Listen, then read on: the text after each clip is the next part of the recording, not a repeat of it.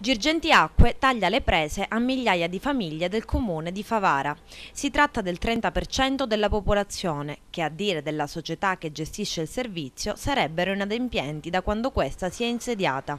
Incontro stamani del sindaco di Favara Rosario Manganella con i vertici di Girgenti Acque. L'acqua è un bene inalienabile dell'uomo, ragion per cui non è possibile pensare di fare questi drastici interventi, anche se, sostiene Girgenti Acque, a suo tempo questi cittadini sono stati preavvisati a pagare la bolletta dell'acqua. Ma sulla bolletta dell'acqua c'è da dire che c'è una fascia sociale che non è in condizione di poter pagare, c'è un'altra fascia, lo dico chiaramente, di cittadini che non ha l'abitudine di pagare le regole.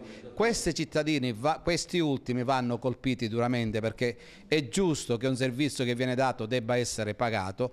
Come pensate di procedere invece adesso in merito al taglio dell'acqua? Ma intanto abbiamo chiesto a Girgenti Acque di bloccare per almeno un mese il taglio delle prese, in attesa che attraverso un manifesto pubblico si invitino i cittadini a mettersi in regola con il pagamento di questa tassa e quindi dare la possibilità ai cittadini man mano di abituarsi. Nei casi in cui questo non è possibile per ragioni di ordine sociale, dovremmo vedere come possiamo affrontare questo problema. Considerato che il problema esiste, lo intendo affrontare mettendo in condizione anche le persone disagiate economicamente a pagare. Su Girgenti Acque, accogliendo una mia proposta, si è detta pronta a rateizzare comunque l'importo dovuto per consentire a tutti gradualmente di poter assolvere a un obbligo di legge. Abbiamo pure deciso che a partire dalla settimana entrante un ufficio distaccato di Girgenti Acque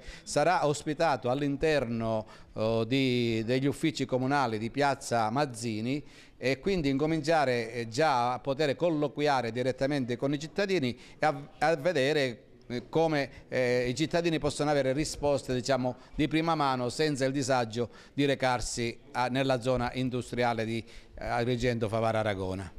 Girgenti Acque comunica di aver accettato la proposta di Manganella. Gli utenti inadempienti avranno dunque un mese di tempo. La società si dice anche favorevole ad adottare dei piani di rateizzazione delle bollette.